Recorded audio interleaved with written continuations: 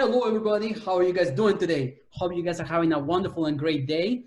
Today is an amazing, wonderful day for us here in Quantum Family. We have Eduardo Capetillo with us. For those of you guys who don't know who Eduardo Capetillo is, he is a Mexican legend. He is a singer, he is an actor, and right now he's been working in doing public speaking engagements for personal growth. So we're very, very lucky to have him with us. So welcome, Eduardo. How are you doing today? Well, hello. First of all, thank you for your time.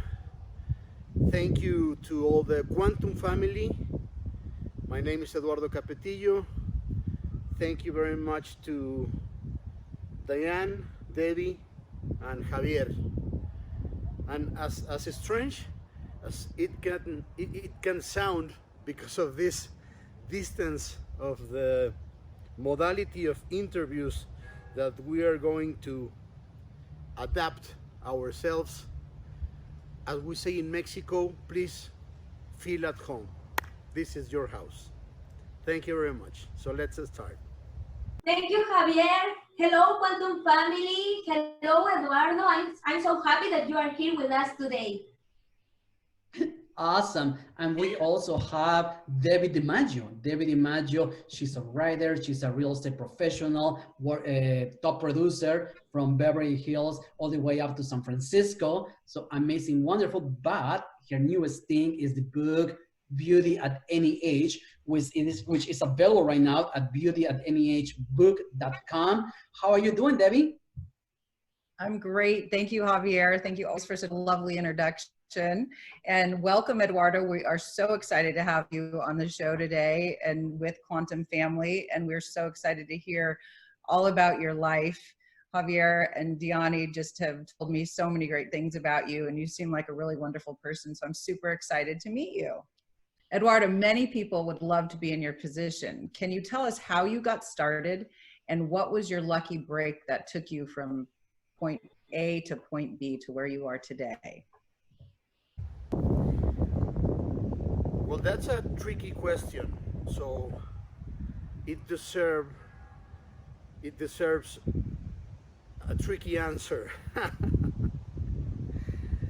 I don't know if many would like to be in my position, because right now, I am 50 years old, and I'm a human being that found like a treasure, and that can live in peace, and very grateful for all the things that had happened in my life. But now, believe me that in the hard days, I don't think that a lot of people would like to be in my place, because it was a life kind of complicated. But now when I do the conferences and when I talk to the young people, instead of sharing that part of my life as a victim, I share that part of my life as a gift. I truly believe that everything that I have lived, it has a purpose. So it has became the path that I have to went through to be what I am today. So yes, I had a particular life with extremely hard points of friction that I have to went through, and I am grateful for that. But I don't know if a lot of people will like to be in that position. And this one, of course, but in the hard times, well, my lucky break as a professional, I got started working when I was 12 years old. I got started as a singer in a contest. I didn't win it, by the way. I won the second place. And then I started doing soap operas. And thank God and thank to the universe, I was very success from the moment that I got started in my professional career. Let's be clear about this, because it's professional thing and a personal thing. So it's different paths and different ways ways to find the real success. So from that moment on, everything in my professional career was uphill, uphill, uphill, uphill. In a lot of countries, they know me more as an actor than as a singer, because the soap operas that I did, the soap opera is like a product for entertain a lot of people. So millions of people watch the soap operas in all around the world. So a lot of people know me more as an actor, but I am more a singer than an actor. The lucky break was that one, when I started working at the age of 12 in a professional way. Now we're gonna see the other parts. I Awesome. Well, Eduardo, I have a quick question for you. I wrote a book about what I learned while I was battling cancer. Okay, needless to say, that going through cancer changed the way I see life. My question for you is, what was your breaking point? At what point did you decide it's time to start working on my personal growth? decided to work in my personal growth when I decided that I have to stop suffering, because when when you're a child, you have like a bunch of programmers that are putting apps on your subconscious. One of those apps is the meaning of success for them. So they tell you success is having a lot of money, going out with the most beautiful ladies you that can be, having a lot of cars, having a lot of properties, having a lot of power, and having a lot of fame. Okay, so that's the programmation that you have as a child. So, well, you point to that way. You put all your instruments like an airplane, no? Your GPS is going that way. I got there.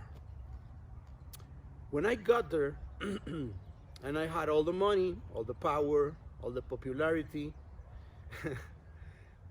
a lot of properties, I was unhappy.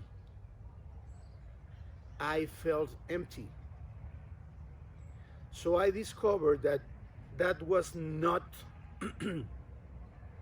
the success, the real success for me. It was the success for the programmers that put that in my mind and told me you have to go that way. They didn't do it for being bad people, no. They do it because they really believe in that, and I respect that. But it was not the success for me. So I was really alone in that place.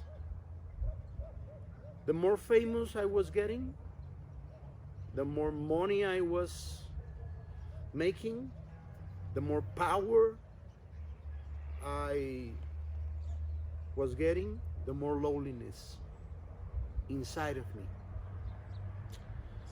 So obviously I got to a point that I had to say, this is it, no more. I don't want to keep suffering. What is left in my life, I want to live it happy. And I decided at that point that I had to make a change. It was like 16 or 17 years ago. Awesome. Diane? Could you share with us how the idea of starting to carry your message through conference was born? And could you tell us about your last online conference? Plus was How I Found Myself, which was broadcast online. Have you thought about making documentary about the story? Well, first of all, um, a long time ago, two friends of mine, very good friends of mine, told me, "Could you do us a favor?" I said, "Of course. What do you need?" "Could you come and tell your story of life to a group of guys that we really believe that they need to hear you because they are going through a bad moment, and just tell them what you live and how did you went through that parts of your life, that hard moments of your life." It was not a conference for me. It was like chatting with somebody, and it was more like giving a testimony of life. So I said, okay, let's go. We get on the car, and I was expecting to get to a house in a living room with 5 or 6 guys, no, and bring something and tell the story. And suddenly we got to this auditorium with 500 people, and I said, "What is this?" "Well, these are the guys to need to hear you." And I said, "Really?" "Well, okay." These guys are really, really, really good friends of mine till now. I love those guys. And I said, okay. So I went up to the stage and I started telling these 500 people my story of life. Just talking about my path. And suddenly, in the first 10 minutes, I started to see people crying. And I was like, what's going on here? And I started to see other people hugging each other. And I started to see like transformation of people in the room. And at that moment, I did not understood what was going on. Later on, I understood that I was like a mirror for them. When I opened my vulnerability for those guys, they look at themselves in myself. So that is one of the most important things that you have to learn when you share something with another person that asks you for a different point of view of life. Because I don't give advices. When somebody approaches me and said, please, I need you to give me an advice, I said, no, I don't give advices. I can give you a different perspective of life, but not an advice. Because an advice is like my ego telling you how to solve your problems. No, that's not the way. Is I live this. I passed through this, and this was the way that I did it. If something that I tell you works for you, great. If not, forget about all the chatting. I'm not working in a documentary. I'm working in a book. I have a friend that makes books, And the other day he gave me a call and said to me, I have a question for you. All the quotes that you put in your platform that are signed by Eduardo Capetillo are your quotes? And I said, yes. If I sign a quote, Eduardo Capetillo is my quote. And he says, you know what? We have to make a book. And I said, okay, let's make a book. Why not? And my story of life, I don't tell it like a documentary. I tell it like a intra biography. In Spanish is intrabiografía. Let me explain you what intrabiografía means. A biography of Eduardo Capetillo, well, you can find it in Wikipedia. I mean, you just put Eduardo Capetillo, enter, and it will appear everything that can be documented and can be told about me. But an intrabiography is the relation of Eduardo with Eduardo. So that is the part that is more interesting because nobody but me knows about it. And that's what I do in the conferences that I do, and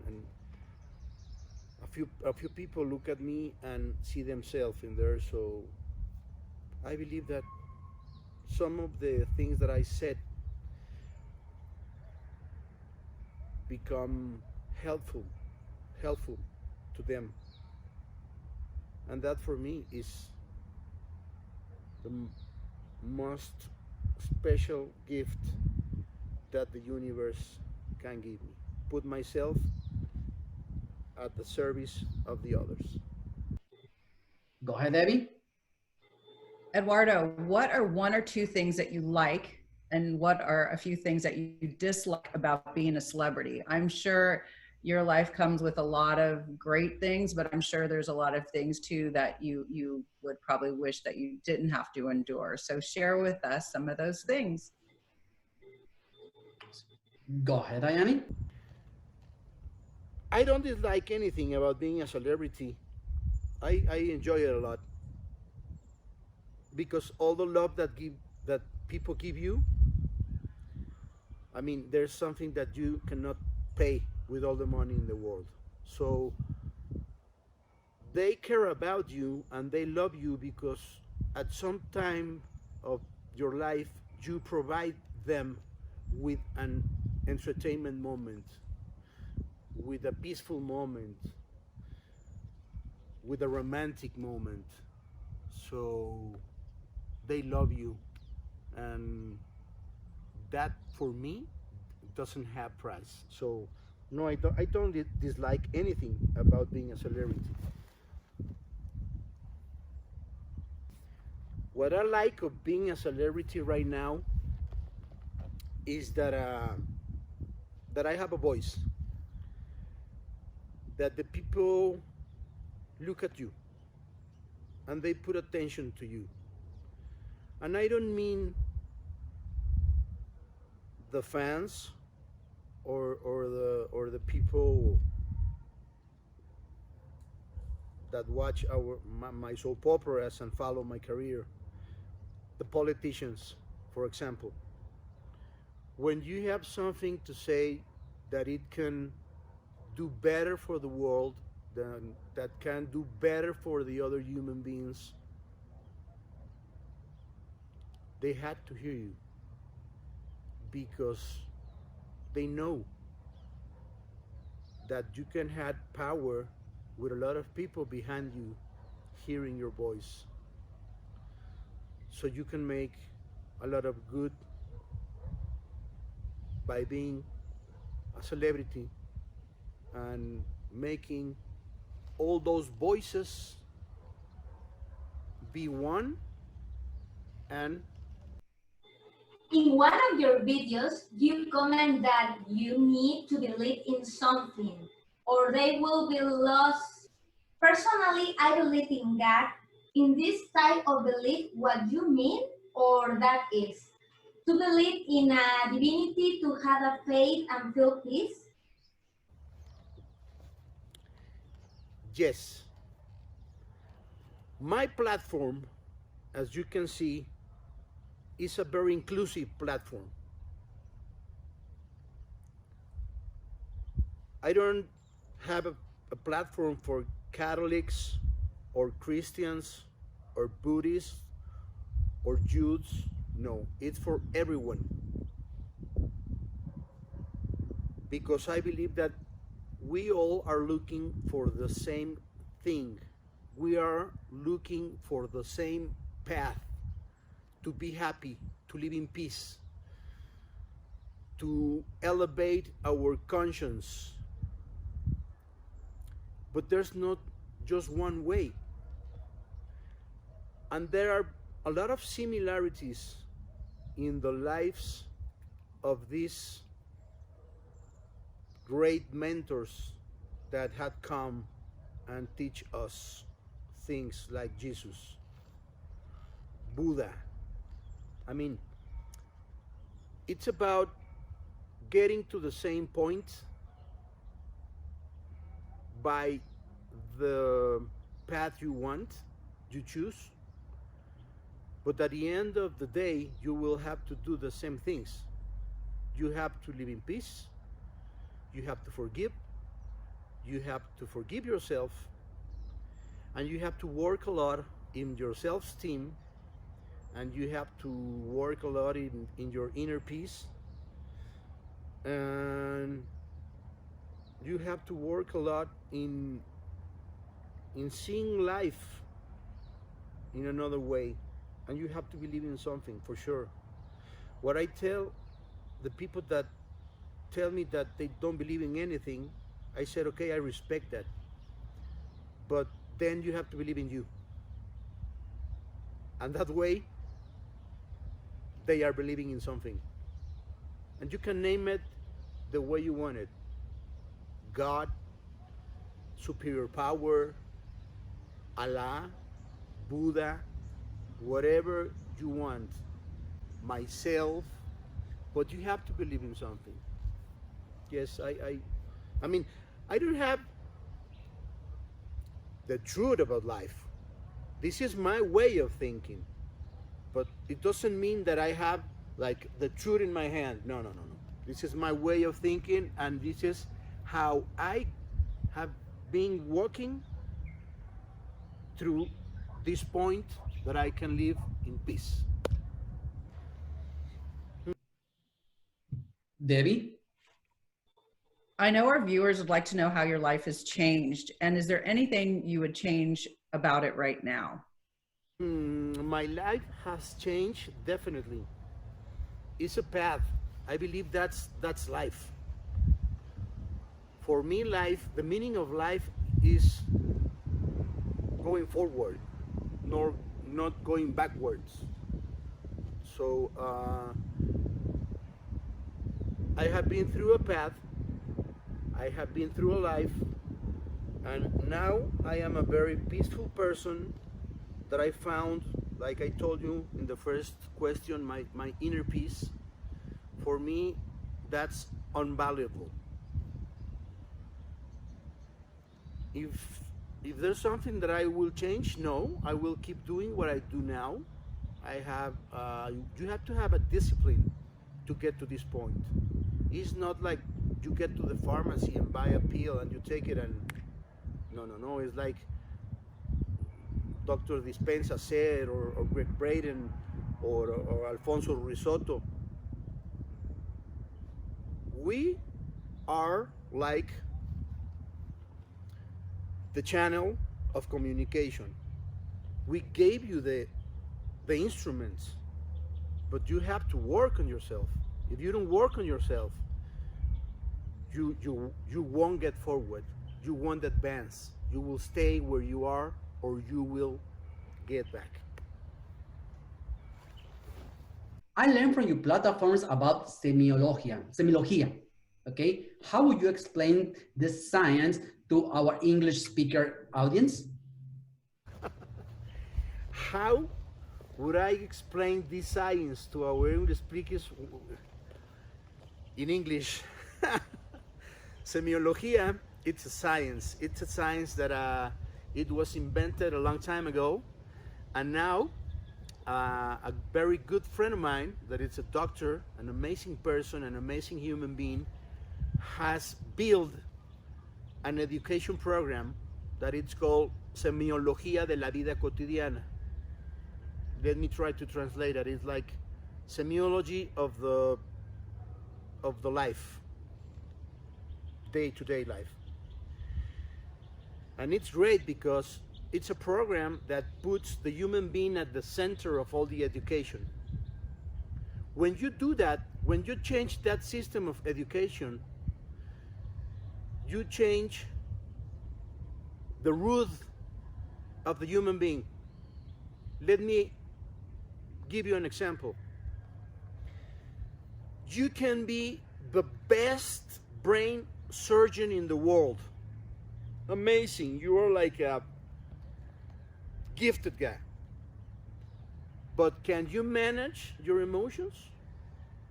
Because there's no university in the world that teaches how to handle our emotions.